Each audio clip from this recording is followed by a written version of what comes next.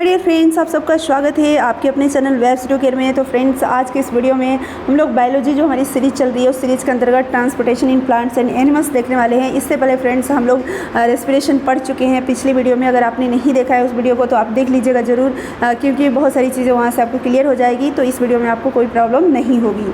तो फ्रेंड्स, जैसा कि मैं आपको बता दूँ कि BPSC का जो एग्ज़ाम कंडक्ट होने वाला है अगस्त में टीचर के लिए, फ्रेंड्स उसके लिए सीरीज़ चलाई गई है, लेकिन इसका मतलब ये नहीं कि केवल उसी के लिए है। ये जो टॉपिक यहाँ पर बायोलॉजी का हम लोग डिस्कस कर रहे हैं, ये टॉपिक हर टीचिंग एग्जाम में आपको पढ़ने होते हैं और हर जगह ये काम आने वाले हैं। तो अगर वीडियो आपको पसंद आएगी तो लाइक शेयर जरूर कीजिएगा, शेयर मैक्सिमम अपने दोस्तों में ज़रूर कीजिएगा ताकि और लोगों को भी हेल्प मिल सके। और फ्रेंड्स, चैनल को अगर सब्सक्राइब नहीं किए हैं तो प्लीज़ आप सब्सक्राइब कर लीजिएगा ताकि हर वीडियो का नोटिफिकेशन आप तक पहुँच सके। इसके लिए आप बेल आइकन भी प्रेस कर लीजिएगा। चलिए आगे बढ़ते हैं। देखिए फ्रेंड्स, हमारे शरीर में जो भी उपयोगी पदार्थ है उसको कोशिका तक पहुंचाने के लिए और कोशिका में जो हानिकारक पदार्थ है उसको शरीर से बाहर निकालने के लिए एक तंत्र विकसित होता है जो कि बोला जाता है परिवहन तंत्र। ठीक है, किसी भी सामान को, जैसे मान लीजिए ऐसे डे टू डे लाइफ में भी देखें तो किसी भी हैवी वस्तु हो, सामान हो, ठीक है, या जो यूज़फुल हो हमारे लिए, हमारी आवश्यकताएँ की जो वस्तुएँ होती है उसको एक जगह से दूसरी जगह हमें ले जाना पड़ता है। उसके लिए हमें किसी न किसी माध्यम का सहारा लेना पड़ते हैं, कोई भी हो, मतलब 4 व्हीलर हो, 2 व्हीलर हो, या हमें खुद से लेकर जाना हो। यानी कि ट्रांसपोर्टेशन का मतलब कि चीज़ों को एक जगह से दूसरी जगह पहुंचाना। ठीक है, तो हमारे बॉडी में भी जो उपयोगी पदार्थ है कोशिका तक पहुंचाना और हानिकारक पदार्थ है उसको कोशिका से बाहर निकालना, इसके लिए फ्रेंड्स परिवहन तंत्र होता है। ठीक है, अब देखिए जो यूनिसेलुलर है, यूनिसेलुलर यानी कि जो फ्रेंड्स एक कोशिकीय जीव है, ठीक है, एक कोशिकीय पौधे हो गए या जीव जंतु हो गए, जैसे सवाल हो गए, इन लोगों में परिवहन के लिए कोई सिस्टम नहीं होता है, यानी कि कोई ट्रांसपोर्टिंग सिस्टम नहीं होता है। फ्रेंड्स, इनमें जो ट्रांसपोर्टेशन होता है वो विसरण के द्वारा होता है। किससे होता है? डिफ्यूजन से।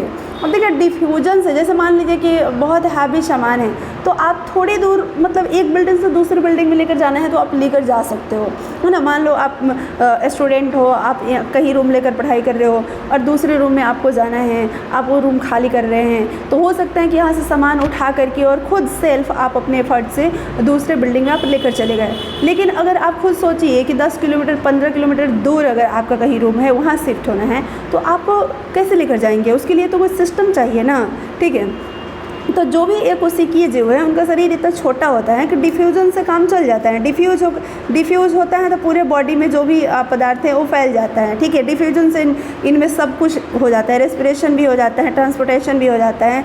लेकिन हम लोगों में क्या है, इन सब चीज़ों के लिए सिस्टम है। जैसे रेस्पिरेशन के लिए भी सिस्टम है, रेस्पिरेटरी सिस्टम हम लोगों ने पढ़ा, डाइजेशन के लिए भी डाइजेस्टिव सिस्टम है, वो भी हम लोगों ने पढ़ लिया है। अगर आप वो वीडियो नहीं देखे हैं तो आप प्लेलिस्ट में जाइए, BPSC टीचर्स 2023 के नाम से आपका पहले प्लेलिस्ट बना हुआ है और उसमें आप जाइए, वहाँ से सीरियल वाइज सारी वीडियो आप देख सकते हैं, पूरी वीडियो वहाँ पर है।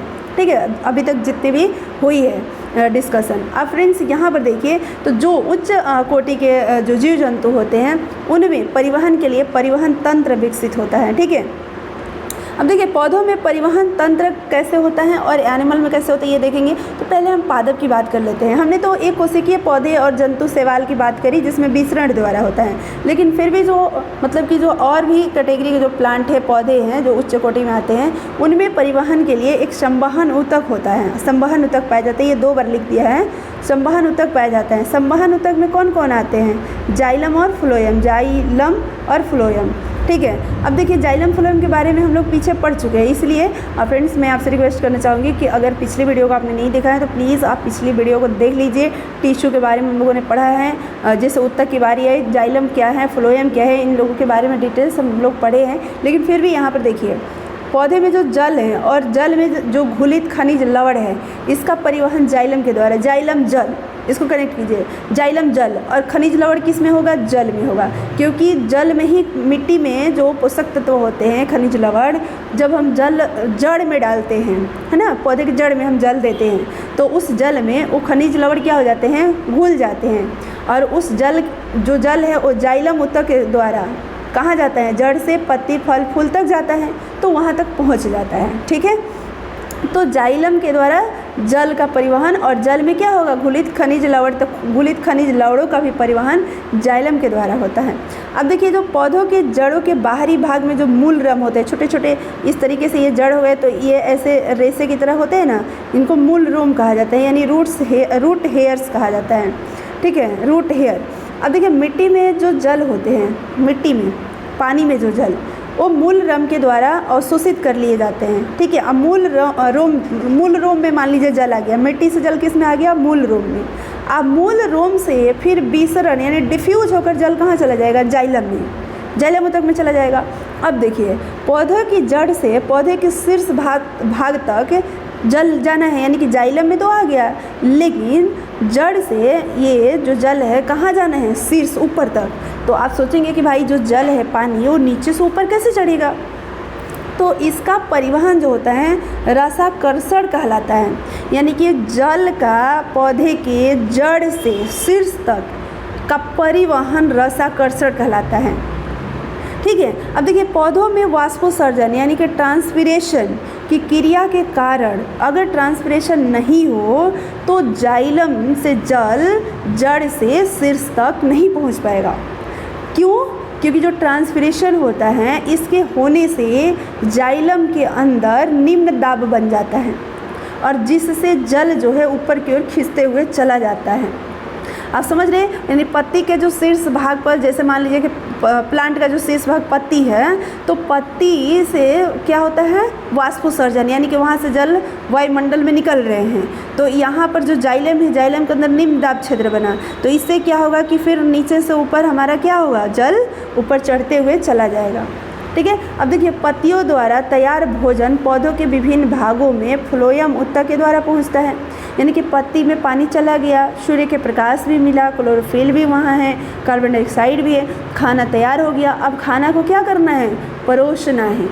कौन परोसेगा, फ्लोएम, पूरे भाग में, पौधे के पूरे भाग में। ठीक है, अब देखिए विभिन्न प्रकार के खनिज लवणों का अवशोषण मिट्टी से, यानी कि मिट्टी में क्या है, खनिज लवण, और मिट्टी से जो खनिज लवण है उनका अवशोषण कैसे होता है, उनका अवशोषण मूल रोम द्वारा होता है। क्यों मूल रोम द्वारा होता है, क्योंकि मूल रोम के जो कोशिका झिल्ली है, यानी जो मूल रोम का बाहर से कोशिका झिल्ली है, उस पर प्रोटीन और एंजाइम, एक प्रकार का प्रोटीन और एंजाइम पाया जाता है, उसी की मदद से वो खनिज लवण अवशोषित कर लिया जाता है। क्योंकि जड़ कहाँ होता है, मिट्टी में, और जड़ में ही क्या होते हैं, मूल रोम। अब मूल रोम का जो कोशिका झिल्ली है उस पर एक प्रोटीन और एंजाइम पाए जाते हैं, और वो प्रोटीन एंजाइम क्या करते हैं, उस मिट्टी के अंदर जो पोषक तत्व है, खनिज लवण है, उसको वो अवशोषण करने में क्या करते हैं, मदद करते हैं।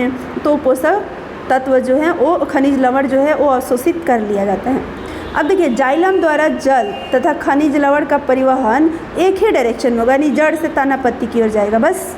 लेकिन फ्लोएम जो है, पत्ती में जब भोजन तैयार होता है, जिसको किचन ऑफ प्लांट कहा जाता है, यानी पत्ती को, यानी वहाँ भोजन रेडी होता है, तो फ्लोएम द्वारा जो भोजन तैयार होता है तो ये भोजन दोनों दिशाओं में जाता है, यानी कि फ्लोएम द्वारा परिवहन दोनों दिशाओं में होता है, लेकिन जाइलम द्वारा परिवहन एक ही दिशा में होता है। अब देखिए मिट्टी में बहुत तरह के जल मतलब होते हैं। एक तो जल गुरुत्वीय जल होता है, जो कि पृथ्वी के गुरुत्वीय बल के कारण क्या हो जाता है, वो नीचे चला जाता है, और ये जल पौधों को नहीं मिलता है, इसको गुरुत्वीय जल बोलते हैं। एक है आर्द्रता ग्राही जल। देखिए ये जल क्या है, मिट्टी के कण पर ये पतली फिल्म, आप समझते हैं, जैसे कि ठंडा का समय होता है, तो ठंडा के समय में आप जैसे सुबह में देखते हैं तो पत्ते पर ओस पड़े रहते हैं, लेकिन वो तो ऐसे दिखाई देते हैं, और एक है जो बूंद बूंद की जैसे नहीं, एक फिल्म यानी कि पतली परत की तरह, ठीक है, वो चिपके रहते हैं मिट्टी में, और ये भी पौधों को प्राप्त नहीं होते हैं। ठीक है, इसको आर्द्रता ग्राही जल बोलते हैं। अब देखिए मजबूत बल के द्वारा ये मिट्टी के कणों पर चिपके रहते हैं, इसलिए पौधों को नहीं मिलते हैं। कोशिका जल ये पौधों को मिलते हैं। कोशिका जल क्या होता है, मिट्टी के जो कण होते हैं उन कणों के बीच में पाया जाने वाला जो जल होता है कोशिका जल होता है। जड़ के जो मूल रोम होते हैं उनके द्वारा मिट्टी में जो स्थित जल है यानी कोशिका जल, इसको अवशोषित कर लिया जाता है। अब देखिए वाष्पोत्सर्जन यानी कि ट्रांसपीरेशन, वायवीय भाग यानी पौधा का वायवीय भाग क्या है, जो हवा में है। हवा में कौन है, पत्ती और तना, है ना। अब देखिए जो भी तना और पत्ती है वो वायु के कांटेक्ट में है, तो इसी के द्वारा जल का क्या होता है, वाष्पीकरण होता है, ये वाष्पोत्सर्जन होता है। ठीक है। वाष्प यानी कि के रूप में जल जो है वाष्प के रूप में बनकर बाहर निकलता है। इस प्रोसेस को वाष्पोत्सर्जन कहते हैं।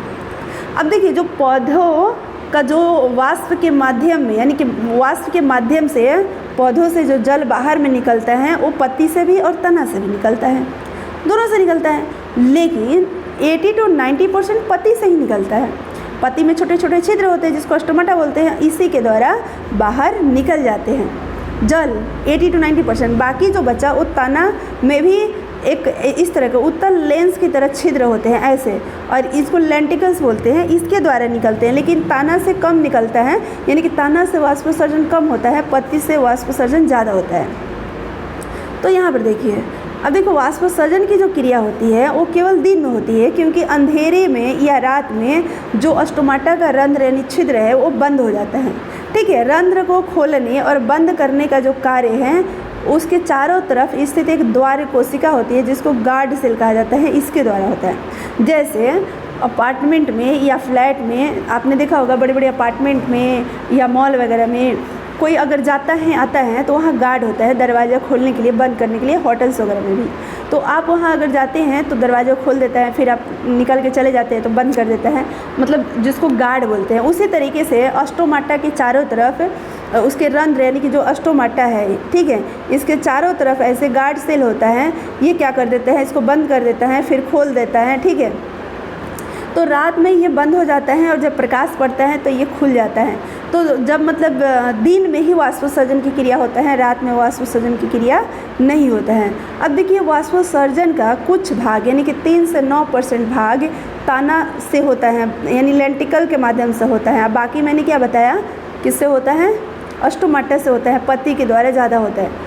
पौधे तना के छाल में उत्तल लेंस के समान सूक्ष्म छिद्र यानी उसके तना में इस तरह से छिद्र पाया जाता है जिसको वात रंध्र यानी लेंटिकल्स बोलते हैं। इसके द्वारा बहुत कम वाष्पोत्सर्जन होता है, ज़्यादा किसके द्वारा होता है, पत्ती के द्वारा।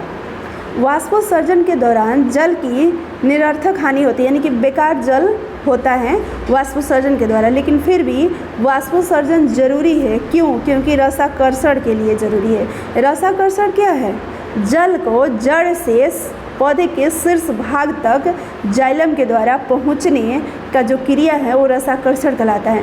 यानी कि जड़ से जो जल है वो शीर्ष भाग तक नहीं पहुंच पाएगा अगर वाष्पोत्सर्जन नहीं होगा। तो वाष्पोत्सर्जन होने से क्या होता है कि पत्ती से जब जल वायुमंडल में से निकल रहा होता है तो नीचे से ये नीचे वाला जो जल है ऊपर की ओर खिंचाते हुए चढ़ जाता है। ठीक है। मिट्टी से लिया गया जल का लगभग 90% भाग जो है वाष्पोत्सर्जन के माध्यम से बाहर ही निकल जाता है। मिट्टी से जितना भी जल लिया गया वो 90% बाहर निकल जाता है। औसतन एक पेड़ अपने जीवन काल में, कोई भी एक पेड़, ये एवरेज बताया जा रहा है कि जितना उस पेड़ का भार होता है उस भार का 100 गुना, भार का 100 गुना जल क्या कर देता है, वाष्पोत्सर्जित कर देता है। वाष्पोत्सर्जन और ज़रूरी है। एक तो वाष्पोत्सर्जन जरूरी किसके लिए है, रसाकर्षण के लिए, यानी कि जल का जड़ से शीर्ष भाग तक पहुंचने के लिए। दूसरा किस लिए ज़रूरी है, दूसरा तापक्रम को संतुलन यानी कि जो टेम्परेचर है उसको बैलेंस करने के लिए। ठीक है। वाष्पोत्सर्जन को प्रभावित करने वाला कारक कौन कौन है, यानी कि वाष्पोत्सर्जन का रेट जो है वो ज़्यादा होगा या कम होगा, वो किन किन चीज़ों पर डिपेंड करेगा। देखिए, जब प्रकाश तेज होगा तो प्रकाश की तीव्रता बढ़ने से, यानी कि प्रकाश की अगर तीव्रता बढ़ेगी, यानी कि प्रकाश में वाष्पोत्सर्जन तेज़ी से होगा, कम प्रकाश में कम होगा, अंधेरा में बिल्कुल नहीं होगा। ठीक है। तो प्रकाश संश्लेषण वाष्पोत्सर्जन जो है वो प्रकाश की तीव्रता बढ़ने से वाष्पोत्सर्जन का दर भी बढ़ जाता है, या वातावरण के तापमान बढ़ने से भी वाष्पोत्सर्जन का दर बढ़ जाएगा। और तापमान घटेगा तो यानी कि ठंडा का टाइम में कम होगा और गर्मी के टाइम में ज़्यादा होगा, क्योंकि गर्मी में टेम्परेचर ज़्यादा होता है तो वाष्पोत्सर्जन का दर भी ज़्यादा होगा। वातावरण में आर्द्रता अगर बढ़ जाएगा यानी आर्द्र हो जाएगा तो वाष्पोत्सर्जन घट जाएगा, नमी होगा तो। हवा के तेज बहने से भी वाष्पोत्सर्जन का दर बढ़ जाता है। ठीक है। अब देखिए, पौधों के विकास हेतु आवश्यक खनिज लवण, प्लांट के विकास के लिए कौन कौन से खनिज लवण जरूरी है। अब तक 144 जो एलिमेंट खोजे गए जिसमें से 60 जो है वो पौधों में पाए जाते हैं, लेकिन कुछ जो है उनके विकास के लिए ज़रूरी नहीं है लेकिन पाए जाते हैं, जैसे सोना और सेलेनियम। ये दो ऐसे हैं जो पौधे में पाए तो जाते हैं बट पौधे के विकास के लिए ज़रूरी नहीं है। पौधे में विकास एवं वृद्धि के लिए कुछ खनिज तत्वों की ज़रूरत होती है। तो इन खनिज तत्वों को दो भागों में बांटा गया है, एक बृहद पोषक और एक सूक्ष्म पोषक, यानी कि मैक्रोन्यूट्रिएंट्स और माइक्रोन्यूट्रिएंट्स। यानी कि बृहद पोषक उसको बोलेंगे कि ऐसे खनिज तत्व जो पौधों को अधिक मात्रा में चाहिए। जैसे इसमें 9 है, कार्बन हो गया, ऑक्सीजन हो गया, हाइड्रोजन, नाइट्रोजन, फास्फोरस। देखिए कार्बन, ऑक्सीजन और हाइड्रोजन, ये तीनों जो है वो पौधा कार्बन डाइऑक्साइड और जल से लेता है जो चाहिए। Nitrogen, phosphorus, potassium, calcium, magnesium, sulphur, ये सब मिट्टी से लेता है। ठीक है, तो ये 9 है, आप काउंट करेंगे तो टोटल, जो कि बृहद यानी मैक्रोन्यूट्रिएंट्स है। अब देखिए माइक्रोन्यूट्रिएंट्स यानी कि सूक्ष्म, जो कि पौधों को कम मात्रा में चाहिए, ज़्यादा इसकी ज़रूरत नहीं होती है। इसमें 8 है, लोहा, तांबा, जस्ता, मैग्नीज, बोरॉन, मॉलिब्डेनम और निकेल और क्लोरीन, ये 8 है। टोटल कितने हो गए? 9 और 8 17 तत्वों की आवश्यकता होती है। लेकिन इनमें से मैं आपको बता दूं, कार्बन, ऑक्सीजन और हाइड्रोजन की प्राप्ति मुख्यतः CO2 और जल से होती है। मैंने अभी बताया कि कार्बन और ऑक्सीजन, हाइड्रोजन, कार्बन डाइऑक्साइड में कार्बन है ना, और जो जल है उसमें ऑक्सीजन है, हाइड्रोजन है। तो कार्बन डाइऑक्साइड और जल से कार्बन, ऑक्सीजन, हाइड्रोजन। अब बाकी जितने भी पोषक तत्व हैं 17 में से ये 3 को छोड़कर, वो सभी के सभी मिट्टी से प्राप्त किए जाते हैं। सभी खनिज तत्वों में पौधों नाइट्रोजन का उपयोग सबसे अधिक करते हैं। पौधा नाइट्रोजन को मिट्टी से क्या करते हैं? नाइट्रेट के रूप में ग्रहण लेते हैं, सीधा नाइट्रोजन ही मिलता है। देखिए यहाँ पर NO3 के रूप में ले रहे हैं और इसमें नाइट्रोजन मौजूद है, तो मतलब प्योर नाइट्रोजन के फॉर्म में नहीं, नाइट्रेट के फॉर्म में लेते हैं। पौधों में क्लोरोसिस एक बीमारी है, क्लोरोसिस, जिसको हरिहीनता बोलते हैं। ये रोग पत्ती में क्लोरोफिल ख़त्म हो जाने की वजह से होता है और जिससे कि पत्ती पीली हो जाती है। ये रोग किसके कारण होता है? Nitrogen, potassium, iron, sulphur, molybdenum, manganese, जस्ता की कमी से होता है। और पौधों में कैल्शियम, मैग्नीशियम, पोटेशियम एवं तांबा की कमी के कारण नेक्रोसिस यानी कि डेथ ऑफ टिश्यू जिसको बोलते हैं, ये रोग होता है। अब देखिए पौधों में कई तरह के खनिज पोषक तत्वों के अभाव में एक ही तरह के रोग होते हैं। बहुत सारे मान लीजिए पोषक तत्वों का अभाव है और एक ही तरह का रोग हुआ, मतलब कि एक प्रकार का मान लीजिए खनिज का कमी हुआ तो कई तरह के रोग हो सकते हैं। ऐसा नहीं कि केवल देखिए अभी इसमें पोटेशियम की कमी के कारण क्लोरोसिस भी होता है और पोटेशियम की कमी के कारण नेक्रोसिस भी होता है। ठीक है, आगे देखते हैं जंतुओं में परिवहन। ये तो प्लांट का था, कैसे परिवहन होता है। अब जंतु में देखते हैं। अब देखिए जंतुओं में परिवहन तंत्र 2 तरह का पाया जाता है। मेन जीवों में 2 प्रकार का होता है। एक आपका होता है क्लोज सर्कुलेटरी सिस्टम, बंद परिवहन तंत्र, और दूसरा ओपन सर्कुलेटरी सिस्टम यानी कि बंद, और एक ओपन यानी कि खुली परिवहन तंत्र। दोनों को देखिए, यानी कि जिस जीव में रक्त का परिवहन बंद नलिका के माध्यम से होता है, यानी कि एक वेसल होता है, ट्यूब होता है और उसी के थ्रू ब्लड का परिवहन होता है जिस जीव में, तो उसको बोलेंगे क्लोज सर्कुलेटरी सिस्टम है। लेकिन जिस जीव में रक्त का यानी कि ब्लड का परिवहन के लिए कोई बंद नली नहीं होती है, वो ऐसे खुला पूरी उसकी देहगुहा यानी कि बॉडी कैविटी के माध्यम से होता है, उसको हम बोलेंगे ओपन सर्कुलेटरी सिस्टम। अब देखिए आर्थ्रोपोडा समुदाय के जितने भी जीव हैं सभी में क्या होते हैं? ओपन सर्कुलेटरी सिस्टम यानी कि खुला परिवहन तंत्र। बहने वाले रक्त रंगहीन होते हैं, मतलब कि इनमें जो रक्त होते हैं उसमें हीमोग्लोबिन नहीं पाया जाता है, इस वजह से इनमें ओपन सर्कुलेटरी सिस्टम होता है। और हम लोगों में क्या है? हमारे ब्लड में, आपके ब्लड में क्या होते हैं? हीमोग्लोबिन, इसलिए मनुष्य में भी क्लोज सर्कुलेटरी सिस्टम होता है। और देखिए जिस ब्लड में हीमोग्लोबिन नहीं होता है वैसे ब्लड को हीमोलिम्फ बोलते हैं, हीमोलिम्फ। ठीक है, अब हम पढ़ते हैं सर्कुलेटरी से। जैसे देखिए आर्थ्रोपोडा यहाँ पर बोला ना, जितने भी कीट पतंग आ जाएंगे, तिलचट्टा वगैरह, ये सब में कौन से सर्कुलेटरी सिस्टम होंगे? Open circulatory system. यहाँ पर क्या है? आर्थ्रोपोडा को छोड़ करके सभी में क्या होते हैं? बंद रक्त परिवहन तंत्र होता है। आर्थ्रोपोडा सबसे बड़ा संघ है, इसके अंदर जितने भी कीट वगैरह होते हैं वो सब आ जाते हैं। ठीक है, अब हम पढ़ते हैं मनुष्य में। मनुष्य में ना circulatory system of human body, हाँ मनुष्य का रक्त परिवहन तंत्र। अब देखिए यहाँ पर ये थोड़ा पिक्चर को समझ लेते हैं, फिर आगे पढ़ते हैं और फिर साथ में पिक्चर को भी समझेंगे। ये हमारा है हार्ट, ये क्या है? हार्ट है। इसको थोड़ा हम कर लेते हैं पीला, ठीक है। देखिए ये हमारा क्या है? हार्ट है। और यहाँ पर ये जो जुड़ा हुआ है इसको थोड़ा सा मैं बताना चाहूँगी। देखिए हमारा बॉडी, पूरा बॉडी हो गया, ठीक है। और पूरे बॉडी से ये बॉडी और हार्ट से कनेक्शन यहाँ पर है, ठीक है। पूरे बॉडी से जो ब्लड है वो आएगा हार्ट में। पूरे बॉडी से ब्लड किस में आएगा? हार्ट में आएगा। देखिए ये ब्लू वाला जो दिखाया गया है ना, इसमें डीऑक्सीजनेटेड ब्लड यानी अशुद्ध रक्त है, और जो रेड वाला दिखाया गया है ये शुद्ध रक्त वाला नली है, यानी इसमें शुद्ध रक्त फ्लो हो रहा है। ब्लू अशुद्ध रक्त और रेड शुद्ध रक्त, ठीक है। देखिए ये पूरे बॉडी से जो हमारा अशुद्ध रक्त है, डीऑक्सीजनेटेड ब्लड, वो शरीर से महाशिरा के द्वारा कहाँ जाएगा? हार्ट में जाएगा, ठीक है। और फिर यहाँ पर मैं आपको बताना चाहूँगी, इसको हम पल्मोनरी क्या बोलते हैं? पल्मोनरी वेन बोलते हैं। ये महाशिरा है, सॉरी ये महाशिरा है, पल्मोनरी वेन इसको हम नहीं बोलते हैं। चलिए देखिए पहले यहाँ पर हम बता देते हैं ओवरऑल, और उसके बाद हम लोग फिर डिटेल्स में यहाँ पर देखेंगे, ठीक है। अब यहाँ पर देखिए पूरे बॉडी से महाशिरा से ब्लड कहाँ आ गया? महाशिरा से किस में आ गया? हृदय में। और हृदय से फिर कहाँ जाएगा? फेफड़ा में। फेफड़ा से शुद्ध होकर फिर कहाँ आएगा? हृदय में। हृदय से फिर पंप होकर कहाँ जाएगा? बॉडी में। अब हृदय के बारे में देखिए, यानी कि इसका जो हमारा हार्ट है उसके बारे में देखिए। यहाँ पर आपको ध्यान से देखना होगा, ठीक है। अब यहाँ पर देखिए जो हमारा पूरा बॉडी है, ठीक है, तो बॉडी से डीऑक्सीजनेटेड ब्लड मीन्स कि उसमें कार्बन डाइऑक्साइड की मात्रा ज़्यादा है, ऑक्सीजन की मात्रा कम है। ऐसा नहीं कि ऑक्सीजन नहीं है। ये शरीर से महाशिरा को वेना कावा भी बोला जाता है। हमने पल्मोनरी वेन बोला था, तो ये माफ़ कीजिएगा, इसको बोलते हैं वेना कावा, ठीक है। पूरे बॉडी से वेना कावा से हमारा यानी कि महाशिरा से ब्लड कहाँ जाएगा? हार्ट में।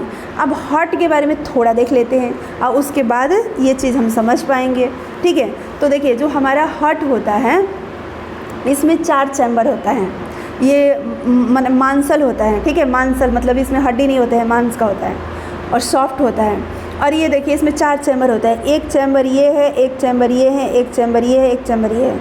मतलब कि देखिए ये कुछ ऐसे होता है, ये बीच से बटा होता है जिसको सेप्टम बोलते हैं, राइट और लेफ्ट पार्ट में।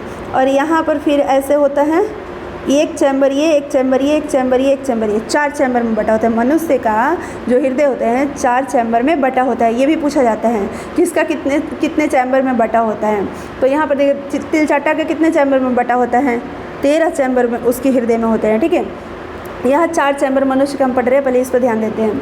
ऊपर वाला ये जो 2 पार्ट है इसको बोलते हैं, यानी कि जो ऊपर वाला ये पार्ट है ये दोनों, ये ऑरिकल है।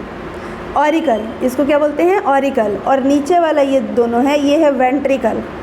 ये क्या है? वेंट्रिकल। यानी ये हिंदी में अगर बात करें तो अलिंद है और नीचे वाला निलय है। नीचे वाला क्या है? निलय। ऊपर वाला अलिंद, ठीक है। तो अब देखिए पूरे बॉडी से और यहाँ बताना चाहेंगे, पूरे बॉडी से जो ब्लड आता है वो आता है निलय में, अलिंद में, ठीक है। इसको बोलते हैं ऑरिकल, अलिंद, ऑरिकल, हिंदी में बोलते हैं अलिंद, ठीक है। अब ये दायां है कि बायां? तो यहाँ पर देखिए पिक्चर में थोड़ा सा उल्टा हो जाएगा।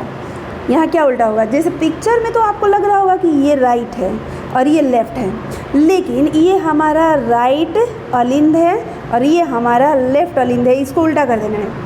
क्यों? क्योंकि ये जो आपका जो हृदय है उसको निकाल कर पिक्चर में यहाँ पर रख दिया गया। अब जैसे मान लीजिए आपका ये जो हार्ट है इसको ऐसे करके और अपने तरफ कीजिए, इसको अपने आगे कीजिए या इसके तरफ आप अपना पीठ करके देखिए, ठीक है। तो आपको पता चलेगा कि ये क्यों राइट वाला और लेफ़्ट वाला। आपका जो राइट वाला पार्ट है हार्ट का, उसको जब निकाल कर ऐसे रखेंगे कागज़ पर तो वो लेफ़्ट में चला जाएगा, ठीक है। तो आप इसको थोड़ा विजुलाइज कीजिएगा। तो ये हमारा क्या है? लेफ़्ट ऑरिकल, ठीक है। और ये हमारा सॉरी ये पिक्चर में ना लेफ़्ट राइट है, ये हमारा है राइट ऑरिकल। ये हमारा क्या है?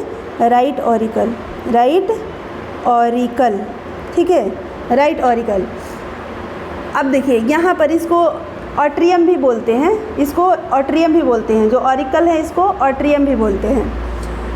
अब देखिए आगे यहाँ पर मेरे हमारा जो क्या बोलते हैं ब्लड का जो हमारा हार्ट का फंक्शन है उसके बारे में बात कर रहे हैं। देखिए थोड़ा सा फिर से मैं बताना चाहूँगी, पूरा शरीर से ब्लड आता है हमारा किस में? राइट ऑरिकल में, यानी कि इसको हिंदी कर लीजिए, दोनों हम एक साथ बता रहे हैं। देखिए ये हमारा क्या हो जाएगा? राइट ऑरिकल, यानी कि दायां अलिंद। यहाँ क्लियर? अब ये जो ब्लड है यहाँ पर एक वाल्व लगा होता है, ठीक है, इसको बोलते हैं ट्राइकस्पिड वाल्व। क्या बोलते हैं? Tricuspid valve. ये वाल्व ओपन हो जाता है। ये जब वाल्व ओपन हो जाएगा तो ये ब्लड कहाँ आ जाएगा? इसमें आ जाएगा, और इसको क्या बोलते हैं? वेंट्रिकल, यानी निलय बोलते हैं। कौन सा निलय? राइट निलय, यानी कि राइट वेंट्रिकल, ठीक है, इसमें ब्लड आ जाएगा। अब यहाँ से क्या होगा? स्टेप बाय स्टेप समझिएगा। यहाँ से ब्लड फिर देखिए, यानी फुंफसीय धमनी, फुंफसीय धमनी को इंग्लिश में क्या बोलते हैं? जो हमारा फुंफसीय धमनी है इसको बोलते हैं पल्मोनरी आर्टरी। इसको क्या बोलते हैं? पल्मोनरी आर्टरी बोलते हैं, ठीक है। यहाँ पर भी वाल्व लगा होता है, क्योंकि ये वाल्व खुलेगा तो फिर ये निलय से ब्लड इस पल्मोनरी आर्टरी में जाएगा, और इसको पल्मोनरी वाल्व बोलते हैं, जो यहाँ पर वाल्व लगा होता है, और यहाँ से जाएगा। अब देखिए ये जो ट्राइकस्पिड वाल्व है जो कि आपका राइट ऑरिकल को राइट वेंट्रिकल में खोलता है, तो ये वाल्व केवल ब्लड को राइट ऑरिकल से राइट वेंट्रिकल में आने देगा, जाने नहीं देगा। अब यहाँ से ब्लड फिर फुंफसीय धमनी यानी कि पल्मोनरी आर्टरी से कहाँ जाएगा? फेफड़ा में जाएगा, ठीक है।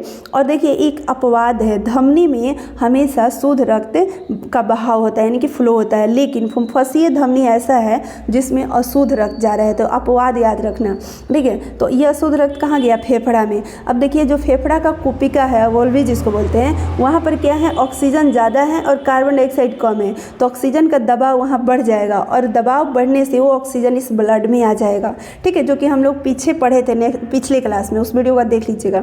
ऑक्सीजन आ जाएगा, और ये जो ब्लड गया है इसमें कार्बन डाइऑक्साइड का मात्रा ज़्यादा है, तो इसमें कार्बन डाइऑक्साइड का प्रेशर ज़्यादा होगा, तो ये कार्बन डाइऑक्साइड कहाँ चला जाएगा? फेफड़ा में, ठीक है। यानी कि जो गैस का फ्लो होता है हायर से लोअर होता है, higher pressure to lower pressure होता है, ठीक है। तो यहाँ पर इसमें का जो CO2 है चला जाएगा फेफड़ा में, और फेफड़ा से जो ऑक्सीजन है वो आ जाएगा ब्लड में। तो अब हमारा ब्लड क्या हो जाएगा? ऑक्सीजनेटेड, यानी कि शुद्ध हो जाएगा। अब ये जो शुद्ध रक्त है वो फिर कहाँ से कैसे आएगा? ये देखिए फुंफसीय सीरा। देखिए सीरा में हमेशा अशुद्ध रक्त का बहाव होता है, लेकिन फुंफसीय सीरा एक अपवाद है जिसमें शुद्ध रक्त फेफड़ा से आपका जो फेफड़ा है उससे हर्ट में आता है, यानी कि फेफड़ा से जो शुद्ध रक्त है हर्ट में किसके द्वारा आता है? फुंफसीय सीरा। फुंफसीय सीरा को पल्मोनरी वेन्स बोलते हैं इंग्लिश में, और ये कहाँ पर आता है? तो ये लेफ्ट ऑरिकल में आता है, लेफ्ट ऑरिकल में, यानी कि इसको बोलते हैं हिंदी में बायां अलिंद। क्या बोलते हैं? बायां अलिंद। अब पिक्चर में बोलेंगे दायां है, मैंने आपको पहले ही बता दिया है कि ये होगा, मतलब कि इसको अपोजिट याद रखने के लिए आप रखिए कि जो दायां वाला बायां होगा, बायां वाला दायां होगा। तो ये हमारा क्या हो गया? बायां अलिंद, बायां अलिंद में आ गया। अब यहाँ से ये जो ब्लड है यहाँ पर वाल्व लगा होता है, ये बंद रहता है, और जैसे ही यहाँ ब्लड भरता है तो इसके प्रेशर से ये वाल्व खुल जाता है। खुलने के बाद अब देखिए ये बायां निलय में आ गया, यानी कि इसको क्या बोलेंगे हम? लेफ्ट वेंट्रिकल बोलेंगे। इसमें आ जाएगा ब्लड, या इसमें जब ब्लड आएगा तो अब उसके बाद क्या होगा कि फिर यहाँ पर देखिए एक वाल्व लगा होता है, ये वाल्व खुलेगा, ठीक है, और ये वाल्व खुलेगा जिसको आयोटिक वाल्व बोलते हैं, और आयोटा इसको बोलते हैं, और आयोटा के माध्यम से पूरे बॉडी में, जिसको हम महाधमनी बोलते हैं, ठीक है, महाधमनी, और इससे पूरे शरीर में ये ब्लड जो ऑक्सीजनेटेड ब्लड है वो चला जाएगा, ठीक है। तो आई होप कि यहाँ तक आपको ये सारी चीज़ें समझ में आई होगी। चलिए अब यहाँ पर हम जो हमारा है नोट्स उसको देखते हैं। मनुष्य के सर्कुलेटरी सिस्टम के 3 मुख्य भाग होते हैं, एक होते हैं हार्ट, और दूसरा होते हैं रक्तवाहिनी, और तीसरा होते हैं ब्लड। इन तीनों के बारे में हम लोगों को बारी बारी से पढ़ना है। तो आज हम हार्ट के बारे में पढ़ लेते हैं और आगे नेक्स्ट सेशन में पढ़ेंगे। हार्ट में देखिए हृदय क्या होता है? कोमल और मांसल रचना होता है, दोनों फेफड़ों के बीच में ये होता है। हृदय को शरीर का पंपिंग ऑर्गन भी कहा जाता है, क्योंकि ब्लड को पंप करके पूरे बॉडी में भेजता है। हृदय पेरिकार्डियम झिल्ली द्वारा ढका होता है। जैसे कल हम लोगों ने पढ़ा था ना कि फेफड़ा के चारों ओर प्लूरा मेम्ब्रेन होता है, जिससे कि फेफड़ा हमारा ढका होता है, लंग्स जो हमारा है। उसी तरीके से हृदय जो है पेरिकार्डियम झिल्ली से ढका होता है और ये झिल्ली दोहरी झिल्ली की बनी होती है। पेरिकार्डियम के दोनों झिल्ली के बीच एक मतलब लिक्विड होता है और जो घर्षण को बचाता है। तो यहाँ थोड़ा सा मैं आपको बताना चाहूँगी। देखिए यहाँ पर क्या है, ये हृदय है। यहाँ पर देखें 2 झिल्ली दिख रहा है, 2 झिल्ली, इसी को बोलते हैं पेरिकार्डियम झिल्ली। और झिल्ली के बीच में जो स्पेस है इसमें लिक्विड भरा होता है, इसको हम क्या बोलते हैं, ये जो स्पेस है उसको पेरिकार्डियल कैविटी बोलते हैं और इसमें जो लिक्विड होता है उसको पेरिकार्डियल फ्लूइड बोलते हैं। ठीक है, तो ये चीज़ यहाँ पर क्लियर हो गई। अब देखिए आगे बढ़ते हैं। ये लिक्विड क्यों होता है, इसको फ्रिक्शन से बचाने के लिए, हार्ट को फ्रिक्शन से बचाने के लिए। हृदय का आकार कैसा होता है, 3 कोना, ऊपर का थोड़ा चौड़ा होता है और नीचे का सकरा होता है। देखिए नीचे थोड़ा आकर के मतलब थोड़ा पतला हो जाता है और ऊपर में थोड़ा चौड़ा रहता है। ठीक है, आपको पिक्चर देखना है, पिक्चर से ही आपको याद करना है। ठीक है, मनुष्य का जो हृदय होता है कितने भागों में बटा होता है, 4 भागों में। ऊपर का भाग क्या कहलाता है, ऑरिकल यानी कि अलिंद। ठीक है, ऊपर का भाग क्या होता है, अलिंद। ऐसे मतलब हम बना देते हैं, पिक्चर यहाँ अपनी हम बना रहे हैं, आप मतलब कि मजाक मत बनाइएगा क्योंकि उतना पिक्चर मेरा नहीं अच्छा है। अब देखिए ऊपर का ये दोनों भाग क्या है, ऑरिकल है। ठीक है, ये क्या है, लेफ्ट ऑरिकल और ये क्या है, राइट ऑरिकल। ठीक है, नीचे का ये क्या है, वेंट्रिकल। ठीक है, ये लेफ्ट ऑरिकल, ये राइट ऑरिकल। ठीक है, मतलब राइट वाला लेफ्ट होगा, लेफ्ट वाला राइट होगा। यहाँ तक क्लियर। आगे देखिए, हृदय का दायां अलिंद दाएं नीले में एक छिद्र के माध्यम से खुलता है। मैंने आपको बोला था कि यहाँ पर जो ये पिक्चर होता है हृदय का, ठीक है, तो यहाँ पर एक छिद्र होता है, ये इसको बोलते हैं ट्राइकस्पिड वल्व। इसको क्या बोलते हैं, ट्राइकस्पिड वल्व। यहाँ जब ब्लड आएगा तो ये ब्लड, ये वल्व जैसे खुलेगा तो ये आ जाएगा फिर यहाँ पर आपके राइट किस में, राइट निलय में आ जाएगा। राइट जो अलिंद है, अपने दाया अलिंद है, दाया अलिंद से दाया निलय में आने के लिए जो वल्व होता है उस वल्व का नाम होता है ट्राइकस्पिड वल्व। ठीक है, लेकिन ये ब्लड को मतलब दाया अलिंद से दाया नीले में जाने देगा, लेकिन दाया नीले से वापस दाया नीले में आने नहीं देगा, इस बात का ध्यान रखना है। उसके बाद बायां जो अलिंद है वो बायां नीले में। ठीक है, देखिए यहाँ पर क्या हो गया, ये बायां अलिंद हो गया और ये बायां निलय हो गया। तो बायां अलिंद से बायां निलय में जब आता है ब्लड तो यहाँ पर भी वल्व लगा होता है, इसको बाइकस्पिड वल्व या इसको मिट्रल वल्व भी बोलते हैं, एक और इसका नाम है। यहाँ भी ब्लड वापस रिटर्न यहाँ पर नहीं जाएगा, यानी अलिंद से जब निलय में ब्लड आ जाएगा तो वापस फिर अलिंद में नहीं जाएगा। अब देखिए अशुद्ध रक्त हृदय के कहाँ आते हैं, दाएँ अलिंद में आकर जमा होते हैं। पिक्चर को फिर से मैं थोड़ा दिखाना चाहूँगी। देखिए पूरे बॉडी से जो अशुद्ध रक्त थे कहाँ आए हैं, अलिंद में। कौन सा अलिंद में, दायां अलिंद में, यहाँ आकर जमा होते हैं। और ये फिर दायां अलिंद से जो वल्व यहाँ पर लगा हुआ है, देखिए यहाँ पर वल्व ये होते हैं। ठीक है, ये वल्व खुलते हैं, इसको ट्राइकस्पिड वल्व बोलते हैं। ठीक है, ये वल्व जब खुलते हैं तो यहाँ पर क्या होता है कि ये दायां अलिंद से ब्लड दायां निलय में आ जाता है। ठीक है, वही चीज़ यहाँ पर बता रहे हैं। आगे यहाँ पर देखते हैं, आगे यहाँ पर क्या है, अशुद्ध रक्त हृदय के दाएं अलिंद से आकर दाएं अलिंद में जमा होते हैं। इसके बाद अशुद्ध रक्त दाएं अलिंद से कहाँ आ जाता है, दाएं निलय में। और उसके बाद दायां निलय से फिर क्या होता है, पल्मोनरी आर्टरीज यानी कि फुफ्फुसीय जो धमनी है उसके द्वारा कहाँ जाता है, फेफड़ा में। देखिए फुफ्फुसीय धमनी अपवाद है, धमनी में शुद्ध रक्त का फ्लो होता है, लेकिन फेफड़ा में जो रक्त जा रहा है, हृदय से जो फेफड़ा में भी जा रहा है वो तो अशुद्ध है। तो फुफ्फुसीय धमनी में क्या कौन सा ब्लड फ्लो हो रहा है, अशुद्ध। तो ये अपवाद याद रखना है। ठीक है, तो फेफड़ा में गया अशुद्ध रक्त, तो फेफड़ा में जब गया तो उसमें जो कार्बन डाइऑक्साइड है वो निकल गया और जो फेफड़ा में ऑक्सीजन था वो फिर ब्लड में आ गया। तो ये अब ऑक्सीजन युक्त ब्लड हो गया, यानी कि शुद्ध रक्त हो गया। अब ये शुद्ध रक्त जो है पल्मोनरी वेन यानी कि फुफ्फुसीय सीरा। अब देखिए सीरा में अशुद्ध रक्त का बहाव होता है, लेकिन फेफड़ा से जो हृदय में आ रहा है ब्लड वो तो शुद्ध होकर आ रहा है, तो इसमें शुद्ध फ्लो हो रहा है, तो एक्सेप्शन हुआ ना, तो फुफ्फुसीय सीरा एक्सेप्शन हो गया। ठीक है, इसके द्वारा हृदय के कहाँ आएगा, बाएं अलिंद में आएगा। यानी कि ये पिक्चर आपको बार बार देखना होगा। पूरे बॉडी से इसमें आता है ब्लड, यहाँ से फिर निलय में आता है, निलय से फेफड़ा में जाता है, फेफड़ा में फिर शुद्ध होकर के इसमें आता है। ठीक है, सॉरी फ्रेंड्स फॉर डिस्टर्बेंस।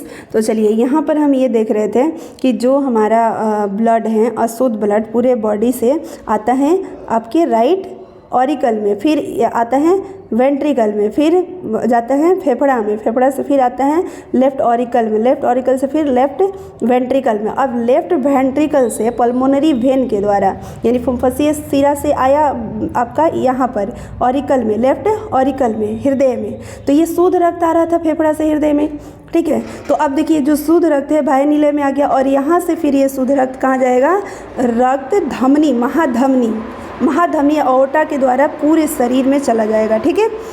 हृदय के सभी कक्ष में बारी बारी से क्या होता है, संकुचन यानी कॉन्ट्रैक्शन और शिथिलन। एक बार जब हृदय में आएगा ब्लड, ऑरिकल में आएगा, तो उस समय क्या होगा, कॉन्ट्रैक्शन, और फिर क्या होगा, जब ब्लड निकलेगा तो फिर क्या होगा, शिथिलन। इसी को हम क्या बोलते हैं, हृदय कक्ष में जो संकुचन होता है उसको सिस्टोल बोलते हैं, और जो शिथिलन होता है उसको डायस्टोल बोलते हैं, ठीक है। और सिस्टोल और डायस्टोल मिल करके हृदय का धड़कन कहलाते हैं। जो मनुष्य का हृदय 1 मिनट में 70 से 72 बार धड़कता है। तो अब देखिए 1 मिनट में 70 से 72 बार धड़क रहा है, तो एक धड़कन में कितना टाइम लग रहा है, इसको आप 60 से मल्टीप्लाई कर दीजिए, तो ये 0.8 या 0.83 सेकेंड, यानी कि 0.83 सेकेंड में एक धड़कन पूरा होता है। अब देखिए हृदय एक धड़कन में 70 ml रक्त पंप करता है, तो 1 मिनट में कितना मतलब धड़क रहा है, कितना बार, 72 बार। तो 72 × 70 कर दीजिए, तो 1 मिनट में कितना पंप करेगा, 5 लीटर, लगभग 5 लीटर पूरे शरीर में ब्लड पंप करता है। अब देखिए जब हृदय सिकुड़ता है यानी कि सिस्टोल से धमनी के द्वारा शरीर में रक्त का क्या होता है, प्रवाह होता है, यानी कि धमनी से शरीर में जो अओर्टा है उससे पूरा शरीर में ब्लड जाएगा, तो सिस्टोल हुआ। तब रक्तचाप यानी उस समय जो ब्लड प्रेशर है 120 mm पारी की ऊंचाई के बराबर, और जब हृदय फैलेगा होगा तो उस समय क्या होगा, डायस्टोल के समय शिरा में रक्त को खींचता है, ठीक है। तब रक्तचाप क्या हो जाता है, घट जाता है, और उस समय 80 mm हो जाता है। तो इस तरीके से 120/80 ये ब्लड प्रेशर लिखा जाता है, सामान्यतः आप देखे होंगे। तो इसमें जो 120 है वो सिस्टोलिक प्रेशर है, और 80 जो है डायस्टोलिक प्रेशर है, ठीक है। और इसको स्फेग्नोमैनोमीटर नामक यंत्र से मापा जाता है, किसको, ब्लड प्रेशर को। अब देखिए हृदय के प्रत्येक धड़कन में एक लब डब नामक स्पष्ट 2 तरह की, एक लब और दूसरा डब, ये ध्वनि सुनाई देती है। जो ट्राइकस्पिड वाल्व और बाइकस्पिड वाल्व है, जब ये खुलता है तो वहाँ पर एक साउंड प्रोड्यूस होता है, ठीक है। तो लब डब यहाँ पर ध्वनि सुनाई देती है, उसको हम लोग सुन सकते हैं स्टेथोस्कोप से, ठीक है। और इस ध्वनि को किसी यंत्र से रिकॉर्ड नहीं किया जा सकता है। रिकॉर्ड किया मतलब अगर इस ध्वनि को किसी यंत्र से रिकॉर्ड किया जाए तो इलेक्ट्रोकार्डियोग्राम यंत्र का उपयोग करना पड़ता है रिकॉर्ड करने के लिए।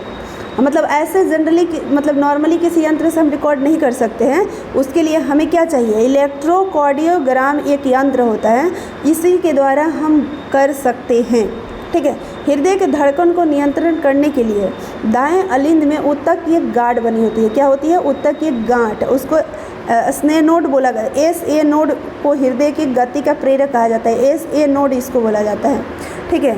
तो यहाँ पर आपने देखा हृदय। अब ब्लड वेसल अगला सेशन में हम लोग पढ़ेंगे। आज के लिए इतना ही रखते हैं, और एक बार में अगर चीज़ें समझ में नहीं आई होगी तो आप एक बार फिर से वीडियो को देख लेंगे, एक बार फिर से सुन लेंगे तो सारी चीज़ें समझ में आ जाएगी, अगर आप थोड़ा बहुत पढ़े होंगे तो, ठीक है। तो चलिए फ्रेंड्स, आज के लिए इतना ही। थैंक यू सो मच आप सभी लोगों को। फिर मिलते हैं नेक्स्ट वीडियो में नेक्स्ट टॉपिक के साथ।